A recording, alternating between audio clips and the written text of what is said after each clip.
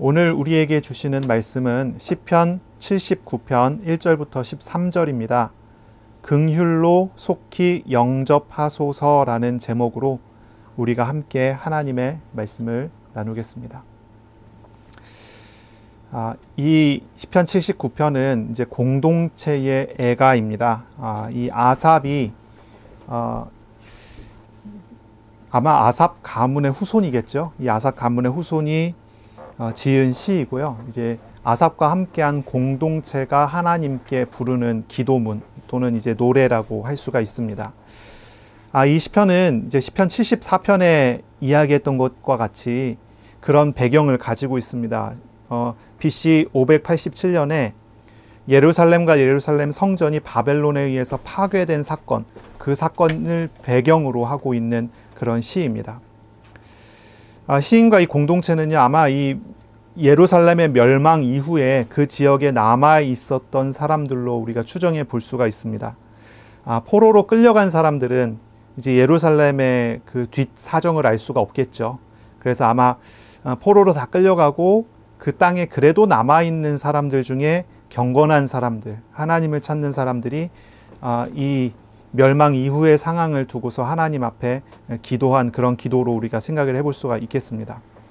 아마 이 시인과 공동체는요, 이 시편 79편과 같은 기도, 그리고 시편 74편과 같은 기도를 하면서 하나님께로 날마다 기도하며 나아간 그러한 시, 그러한 어떤 기도문입니다. 하나님께로 나아간 기도문입니다.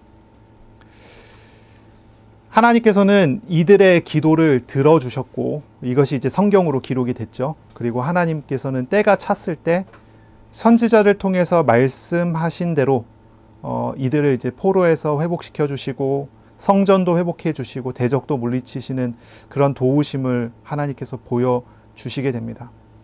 멸망 이후에 절망적인 상황에서의 기도, 이 기도를 하나님께서 결코 외면하시지 않고요, 다 들어주셨던 그런 기도죠. 신약 이후로는 이 시편 79편 같은 시는 성도가 개인적으로 공동체적으로 시험이나 공격을 받을 때의 기도문으로 사용되었습니다. 그리고 지금도 우리 성도들이 개인적으로 또 공동체적으로 어떠한 시험과 공격을 받을 때 기도문으로 사용할 수 있는 그런 시편이라고 할 수가 있습니다. 오늘 저와 여러분이 이 예배와 말씀을 통해서 시험이나 갈등 또는 이제 어떤 평범한 모든 상황이라도요, 하나님께로 나아갈 수 있는 그런 시간, 하나님의 사랑으로 우리 마음이 채워지고 우리의 삶이 회복되는 그런 시간이 될 수 있기를 바랍니다. 하나님과 인격적으로 교제하는 그런 시간이 될 수 있기를 예수님의 이름으로 축복합니다. 아멘. 자, 1절부터 4절의 말씀은 이 예루살렘이 멸망되고 난 다음에 비참한 현실을 고백하고 있는 그런 내용입니다. 1절입니다. 하나님이여 이방 나라들이 주의 기업의 땅에 들어와서 주의 성전을 더럽히고 예루살렘이 돌무더기가 되게 하였나이다 라고 시작을 합니다. 이방 나라들이 들어왔습니다. 어디에 들어왔어요? 주의 기업의 땅, 주의 기업의 땅, 하나님의 소유예요. 하나님의 소유인 땅에 들어왔습니다. 그리고 그들이 주님의 성전, 거룩한 전을 더럽혔습니다. 그래서 거룩한 것이 더러워졌습니다. 그리고 예루살렘은 돌무더기가 됐습니다.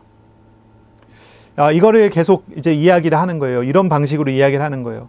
하나님의 건데 더러워졌고 무너졌고 거룩한 것인데 더럽혀졌다라고 하는 그런 표현을 사용합니다. 2절에도 보면 이렇게 이야기합니다. 주의 종들의 시체를 공중의 새에게 밥으로 주의 성도들의 육체를 땅의 짐승에게 주었습니다 라고 말합니다. 유다 왕국의 백성들이라고 표현하지 않고 주의 종들이라고 표현하고 주의 성도들이라고 표현을 합니다. 주의 종이라고 하는 말, 주의 성도라고 하는 말은 무엇입니까? 하나님께서 거룩하게 구별한 사람들, 하나님의 택한 백성들이라고 하는 것입니다. 그런데 그런 사람들이 시체가 버려져 있는 상태에 처해지게 됐다고 하는 거죠. 시체를 매장해야 되는데 매장할 수 없을 만큼 아주 심각한 멸망이 이루어진 상태입니다. 3절은 이렇게 말합니다. 그들의 피를 예루살렘 사방에 물같이 흘렸으나 그들을 매장하는 자가 없었나이다 라고 말합니다. 피가 예루살렘 사방에 물같이 흘렀다라고 말을 합니다. 피는 생명을 이제 상징을 하죠. 피는요, 원래 택한 자들을 위한 희생의 피를 생각하게 합니다. 희생의 피는, 택한 자를 위한 희생의 피는 본래 제단에 바쳐져야 합니다. 그래서 우리가 이제 죽어야 되는 그 자리에 우리 대신, 사람 대신 제물이 죽어야 합니다. 그리고 제물의 피가 제단에 뿌려짐으로 죄 사함을 얻게 하는 것입니다. 이것이 거룩한 전에서 거룩한 성도들에게 하나님께서 주신 놀라운 은혜였습니다. 그런데 그것이 이루어지지 않습니다. 하나님의 택한 백성을 위한 희생은 없고 그들 대신하여 죽는 짐승의 피는 없고 그들이 죽어버렸습니다. 그래 주의 종들의 피가 물같이 흘러가 버리게 되는 그런 상황입니다. 4절에는 이렇게 얘기합니다. 우리는 우리 이웃에게 비방거리가 되며 우리를 애워싼 자에게 조소와 조롱거리가 되었나이다 라고 말합니다. 이웃 나라들이라고 하면 모압과 에돔과 암몬을 말을 하는 것입니다. 모압, 에돔, 암몬. 이들은 하나님의 백성들을 보면서요,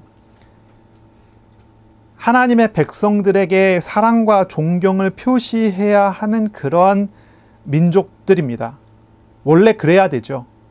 다윗과 솔로몬 때 그런 일들이 있었습니다. 모압과 암몬과 에돔은 하나님의 왕국인 이 나라를 바라보면서 사랑과 존경을 표시해야 했습니다. 왜냐하면 하나님이 함께 하기 때문이죠.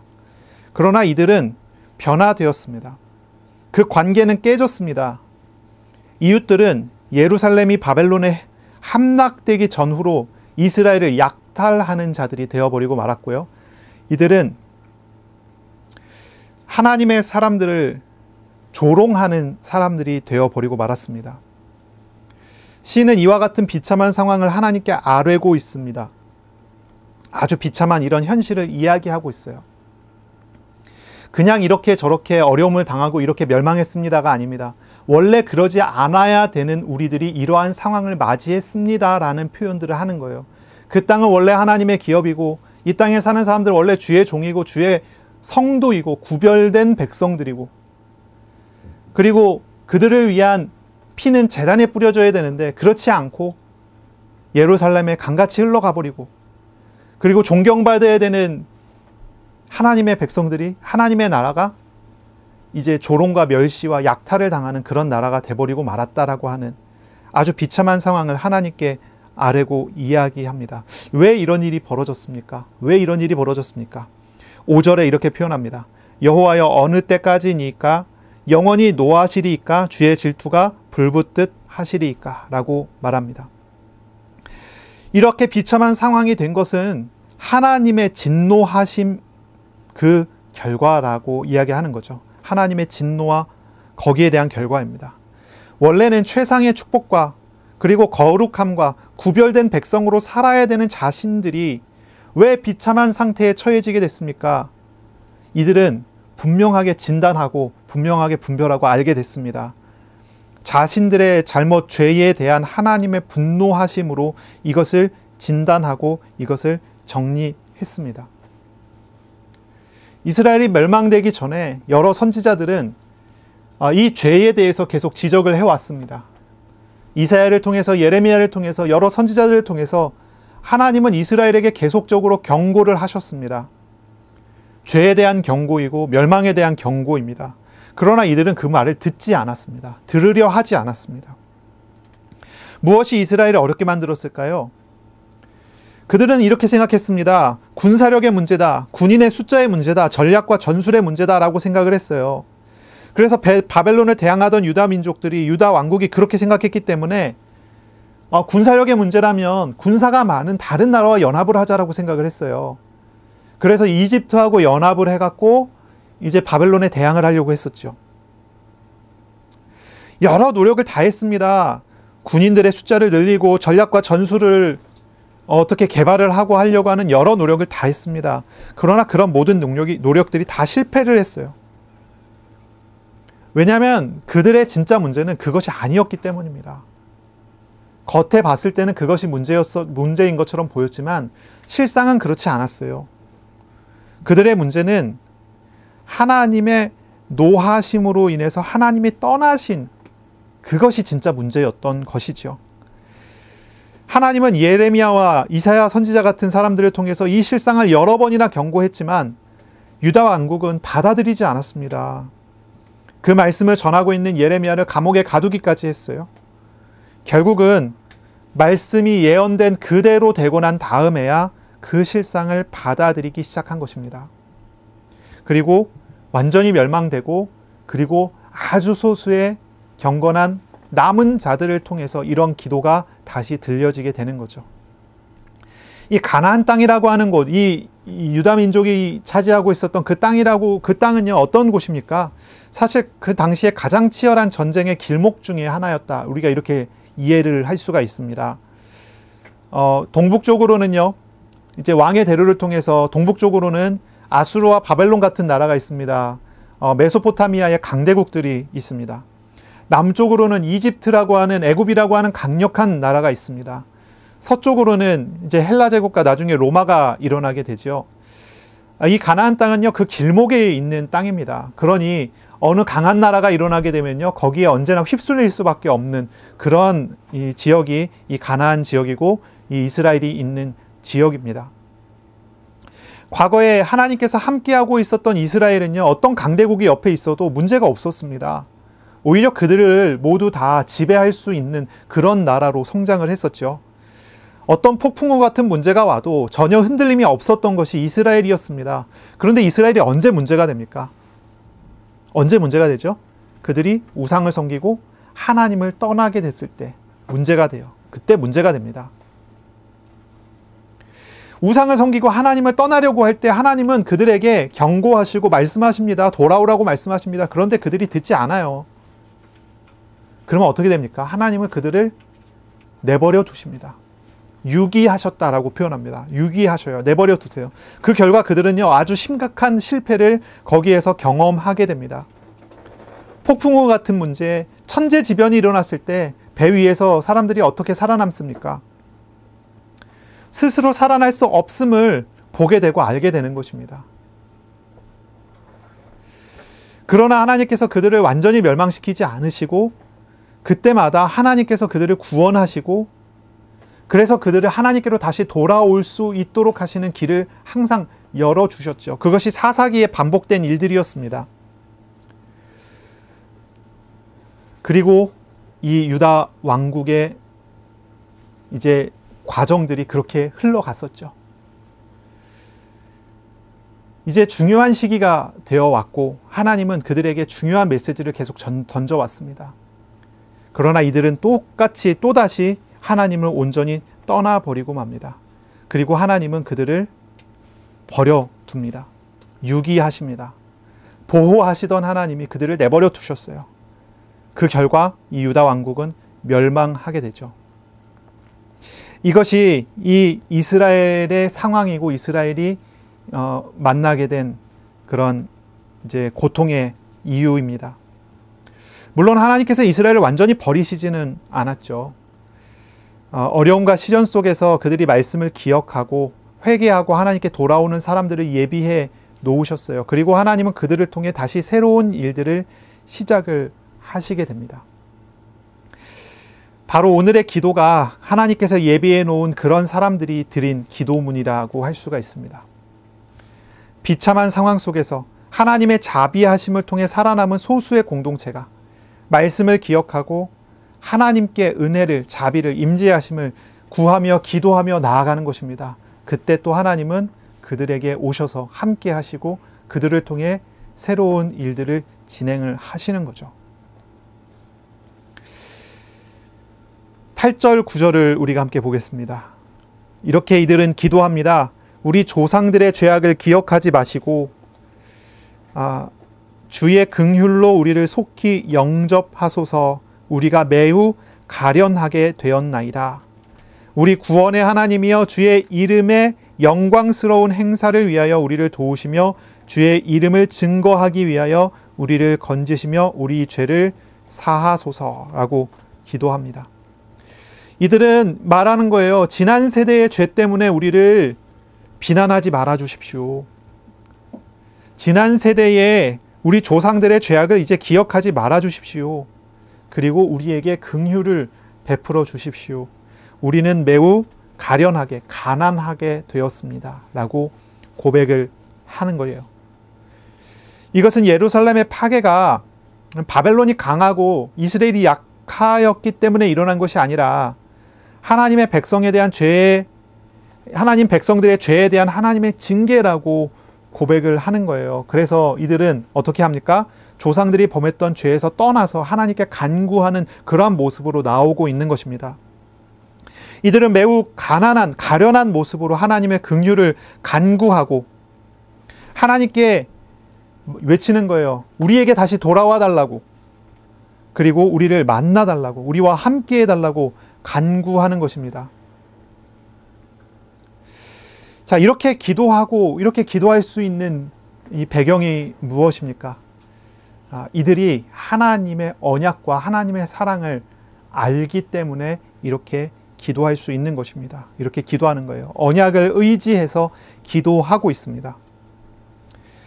이들은 하나님께 어떤 공로를 세우기 위해서가 아니라 하나님의 영광을 위해서 하나님께서 구원하셔야 된다라고 외치고 있습니다.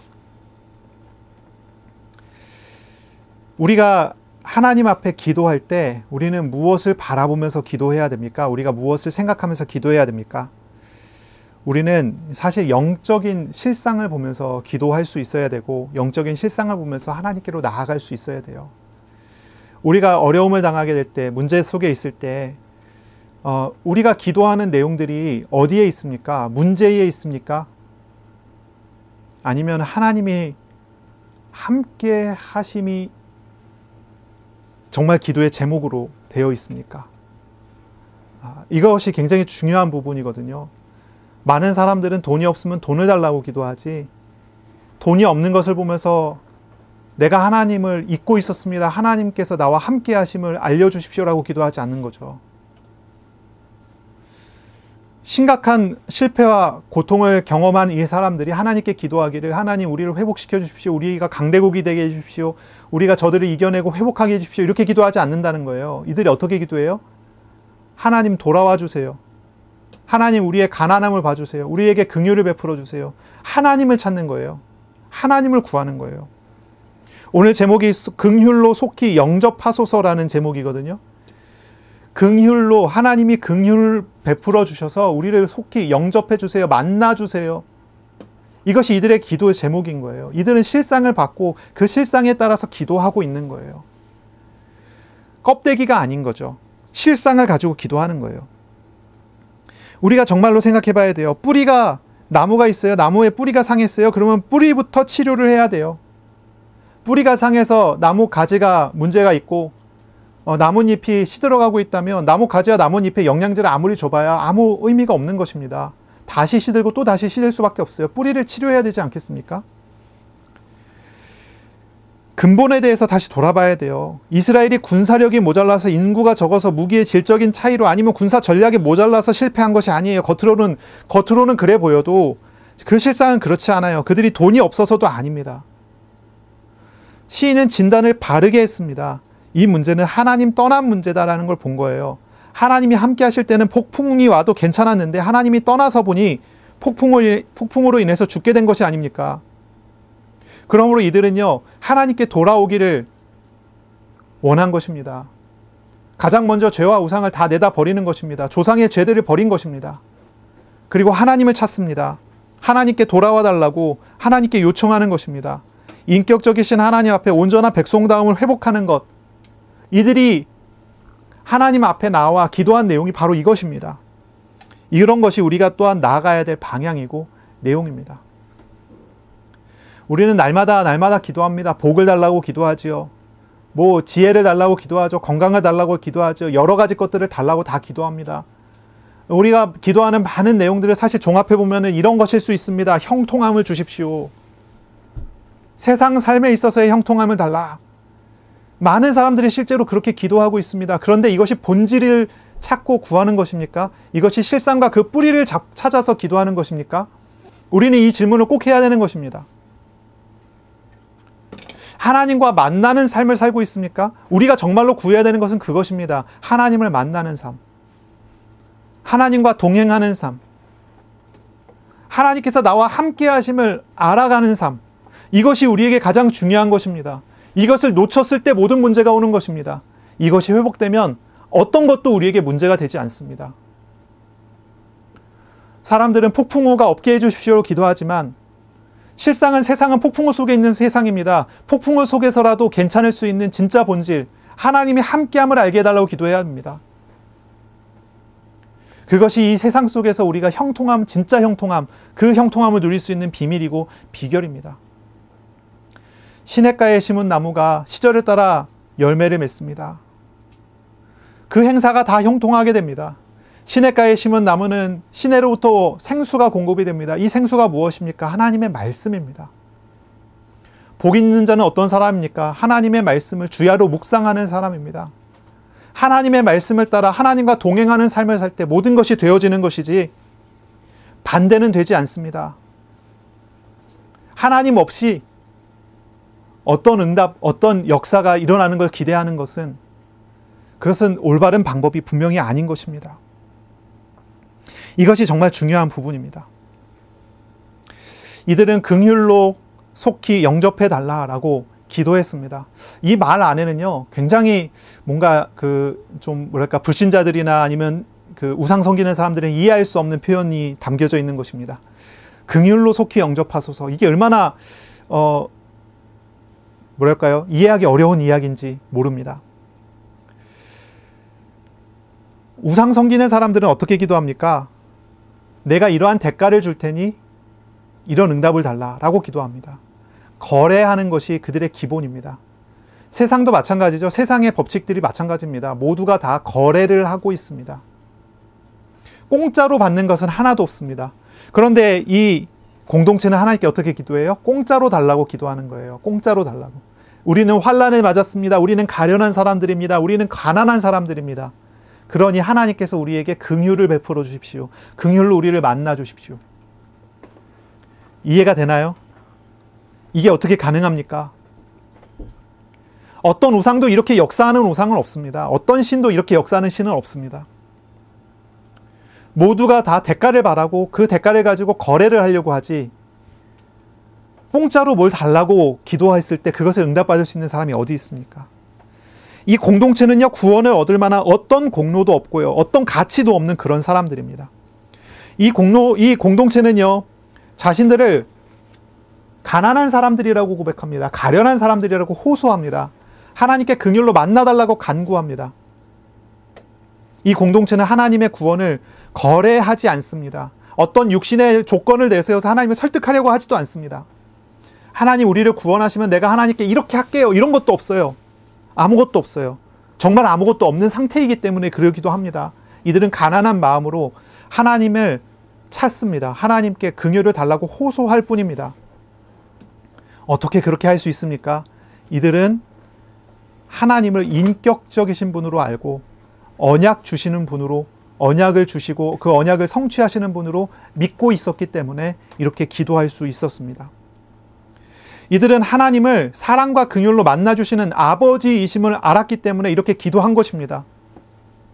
이들은 구원을 받기 위한 하나님의 영접을 받을 만한 어떤 대가도 치를 수 없는 사람들이었지만,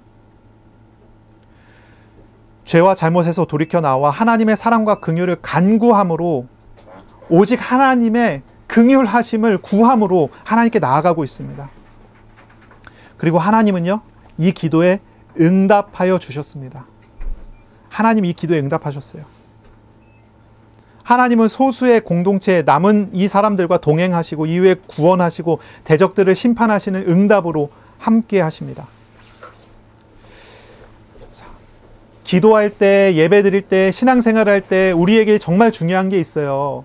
하나님이 정말 누구신가를 아는 거예요. 그리고 내가 누구인가를 아는 거예요. 이 관계가 어떻게 되는가 아는 거, 이거 정말 중요합니다. 이게 정말 중요해요. 우리 한번 질문해 보셔요. 스스로. 내가 하나님께 뭘 드릴 수 있는가 한번 생각해 보세요. 나는 하나님께 뭘 드릴 수 있을까요? 하나님은 나에게 뭘 요구하실까요? 한번 이 생각을 한번 해보세요. 어떤 사람들은 보니까 하나님께 헌금을 하고 하나님께 간절함을 드리고 또는 이제 하나님께 유익을 드릴 수 있는, 하나님께 유익할 수 있는 어떤 대가를 드림으로써 자신의 은혜를 유지하고 삶을 풍요롭게 할 수 있다고 생각하는 사람들이 있어요. 그런데 그게 가능한 일입니까? 우리가 이 질문 해봐야 되거든요. 이게 정말 가능한 일입니까? 내가 하나님께 어떤 유익을 계속 드리고 있으면 내가 이 은혜를 유지하고 내 삶을 유지할 수 있어요? 내가 풍성해질 수 있어요? 그럴 수가 없어요. 실상은 전혀 그렇지 않아요. 하나님은 조금도 부족함이 없으신 분이세요. 하나님께서는 조금의 결핍도 없으세요. 그분은 하나님이세요. 하나님은 창조주십니다. 모든 것의 주인이세요. 모든 것을 통치하시고 모든 것을 주관하시는 전지하신 분이고 전능하신 분이 하나님이세요. 하나님이 사람에게 아쉬울 만한 것은 전혀 없습니다. 하나님이 사람을 의지할 만한 것 전혀 없습니다. 한번 생각해 보셔요. 하나님은 왜 이스라엘을 부르셨을까요? 이스라엘을 부르신 것은 이스라엘을 통해서 어떤 것을 얻기 위해서 부르셨을까요? 많은 사람들의 착각이 여기에 있는 거예요. 그래서 내가 하나님을 위하여 무엇을 하겠습니다 하면 하나님 기뻐하실 거라 생각하는 거예요.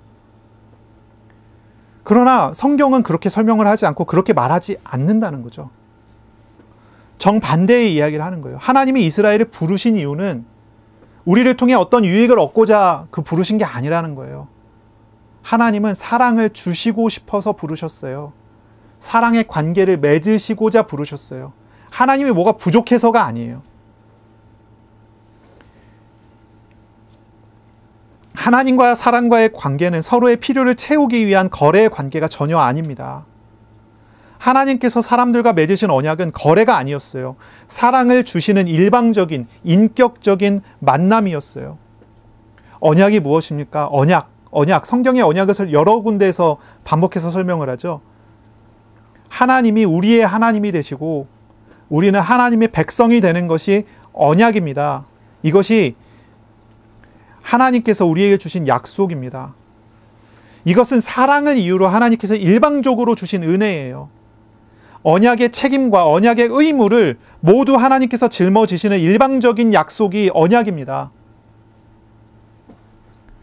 아브라함과 하나님께서 언약을 맺으실 때 어떻게 했습니까?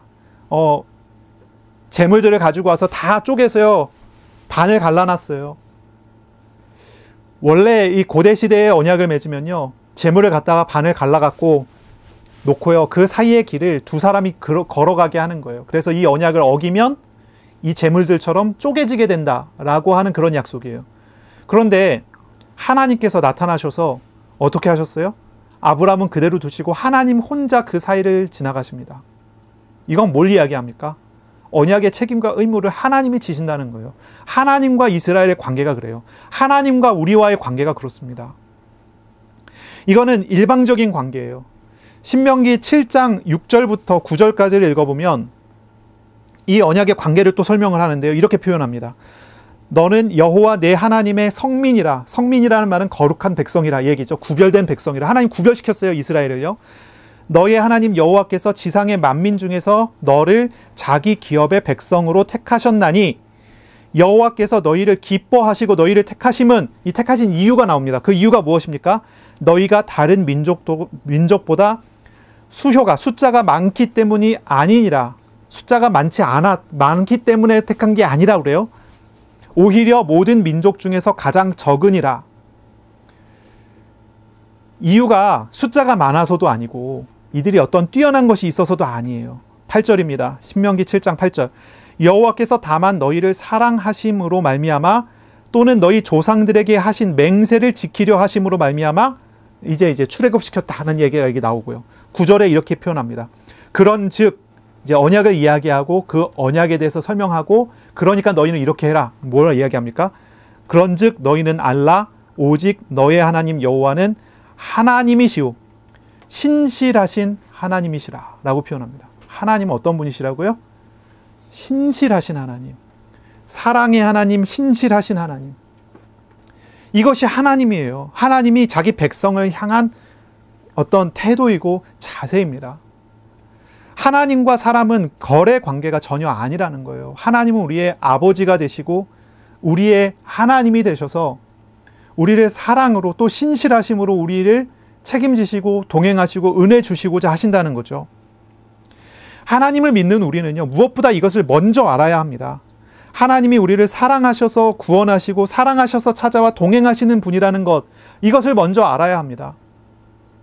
종교인들은 이해하지 못해요. 긍휼로 속히 영접하소서, 이 말을 어떻게 이해합니까?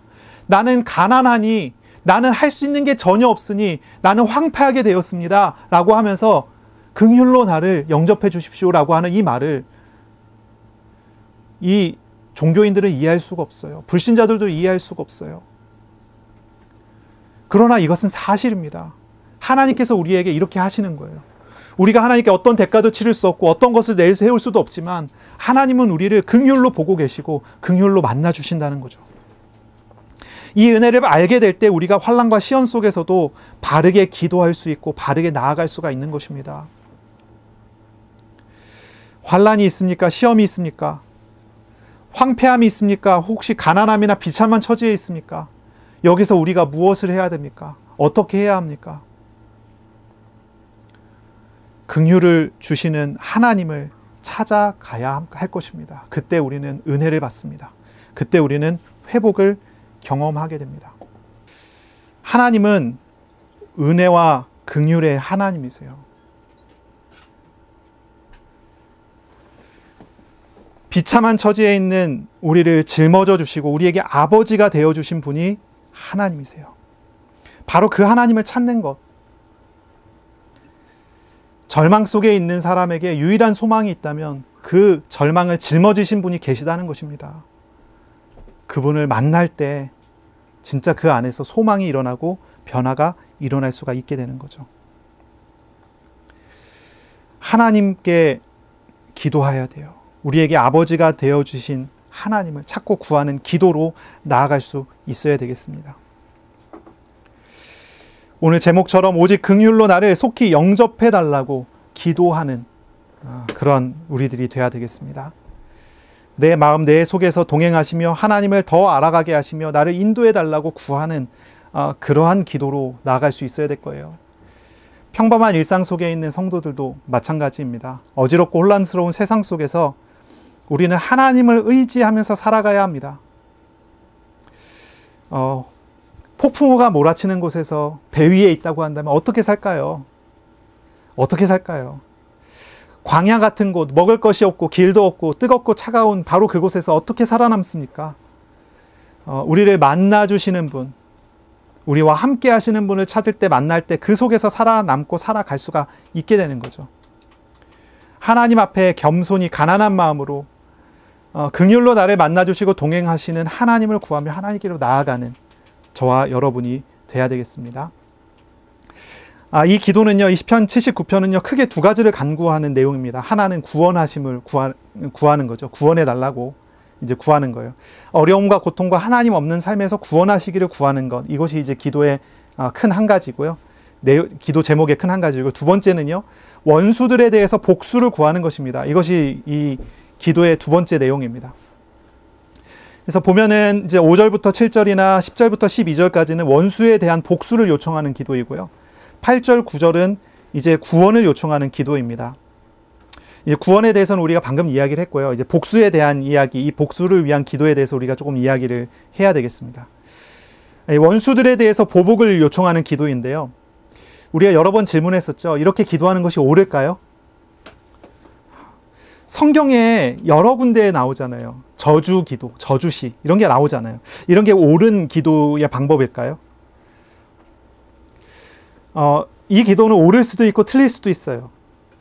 이거는 뭐냐면은 기도의 태도에 따라 달라지는 것입니다. 기도의 태도에 따라서 원수들에 대해서 보복을 요청하는 기도를 하나님께 보복을 의뢰하는 방식으로 되어진다면 이건 잘못된 기도예요. 하지만 보복 자체를 하나님의 주권에 맡기는 방식의 기도는 이거는 괜찮습니다. 잘하고 있는 기도입니다. 이거는 차이가 있죠. 하나님께 내 생각을 강요하고 내 생각대로 저들에게 이런 일들을 해주세요라고 기도하는 거는 잘못된 거예요. 원수를 사랑해야 되는데 반대죠. 그런데 그 일 자체를 내 생각은 이렇지만 하나님께 맡깁니다 하는 기도로 드리는 것은 옳은 기도입니다. 바른 기도를 하는 거예요. 제일 마지막에 13절에 이렇게 이야기하죠. 우리는 주의 백성이요 주의 목장의 양이니 우리는 영원히 주께 감사하며 주의 영예를 대대로 전하리이다. 이렇게 얘기를 해요. 시인은요 자기를 양으로 비유를 하고 하나님을 자신의 목장 되심으로 이제 고백을 하죠. 어떤 양이 주인을 부려먹습니까? 그렇게 할 수 없죠. 시력이 좋지도 않고 어리석은 양이 지혜로운 주인을 의지하며 나아가는 것이 바른 관계죠. 이게 중요한 점은 이런 점이에요. 내가 주인이 돼서 하나님을 부리려고 한다면 이거는 좀 잘못된 관계죠. 하지만 주권자이신 하나님께 아뢰고 하나님의 뜻에 따르는 것, 이거는 바른 관계가 되는 것입니다. 그러므로 이제 기도할 때의 자세를 우리가 이야기하는 거예요. 하나님께 내가 어떠한 소원을 아뢰 수 있습니다. 이야기할 수 있어요. 다 말할 수 있어요. 못할 이야기가 없어요. 모든 것 다 기도할 수 있어요. 다 하세요. 하지만 하나님의 뜻에 맡겨요.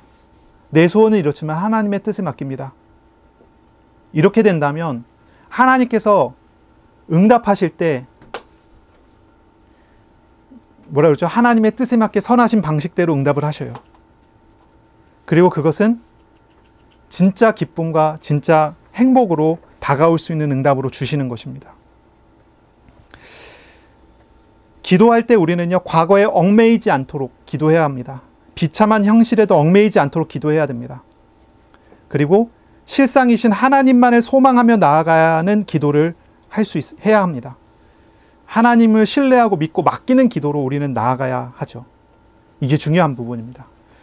과거에 상처가 있다면, 그리고 그 상처에 얽매여서 살아간다면 어떻게 기도할까요?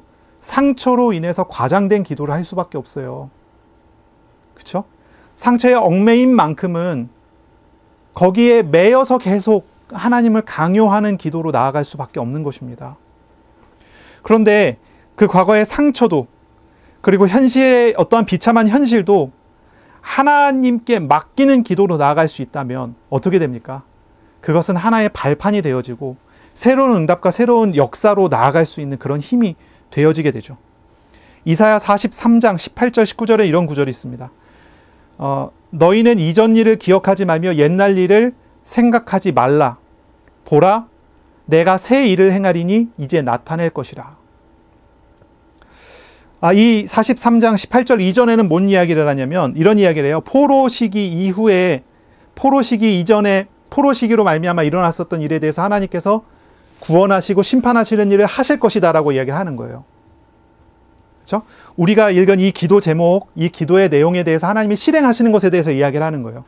이것을 하나님께서 실행하실 것을 예언하는 말씀을 여기서 주셨고, 그리고 그것을 하면서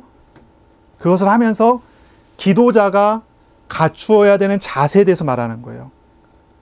이전 일을 기억하지 말고 옛날 일을 생각하지 말라요. 과거의 상처에 얽매일 필요도 없고 현실의 문제에 얽매일 필요가 없다고 그래요. 거기 매이지 말라고 그래요. 왜냐하면 그것은 중요하지 않아요. 더 중요한 게 있다면 그건 뭐냐면 하나님께서 행하실 일이에요. 그게 훨씬 중요해요. 그것이 행하실 일이 훨씬 중요합니다. 그것을 얻어야 된다고 얘기를 하는 거예요. 그래서 19절 그 뒤부터는 뭐라고 얘기하냐면 이런 얘기를 해요. 하나님께서 하실 일이에요. 사막의 강을 광야의 길을 내신다라고 표현해요. 그래서 들짐승도 하나님을 찬양하게 만들 것이다. 하나님은요, 포로 이후에 새 일을 준비하셨어요. 그 일은 그리스도로 말미암아 일어날 하나님 나라의 응답입니다. 이것은 평안과 기쁨으로 표현되어지는 바로 그런 응답입니다. 과거와 현재의 상황에 얽매여서 하나님을 보지 못하는 사람들은요, 상황에 끌려다녀요. 상황에 끌려다녀요. 어제 오늘 굉장히 막 은혜를 막 풍성하게 받았을지라도 내가 과거에 상처 입었었던 비슷한 상황이 조금만 전개가 되면 거기에 확 매여갖고 내가 받은 은혜 다 사라지고 날아가 버려요. 거기에 시달리고 거기에 끌려다녀요. 상황에 시달리고 상황에 끌려다니는 거예요. 바로 직전에 진짜 뭐 하늘과 땅을 움직일 만한 기적을 경험하고 하나님을 그렇게 찬양했는데도 사람 때문에 시험 든 사람, 사람의 시험이 조금만 오면요 다 날아가 버려요. 마음이 지옥으로 확 변해버려요. 하나님은 말씀하시는 거예요. 우리에게 말씀하시는 거예요. 그게 아니라는 거죠. 하나님께 맡기는 자가 돼야 된다는 거예요. 과거의 상처와 현재의 어려움을 덮어놓지 말고 그거를 맡겨놓는 사람이 되라는 거예요. 맡기고 하나님과 동행하는 삶을 살아라는 거예요. 우리는 바로 봐야 합니다.